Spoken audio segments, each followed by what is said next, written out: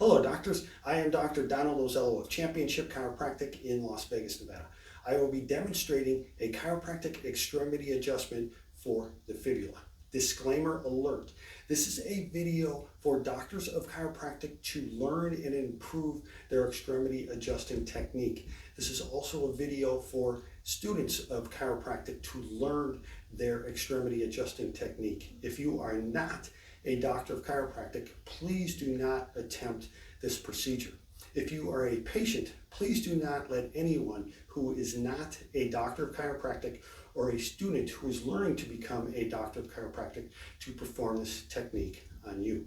The patient is laying prone. We are going to passively flex the patient's knee to 90 degrees. The doctor is going to position himself on the side of the table.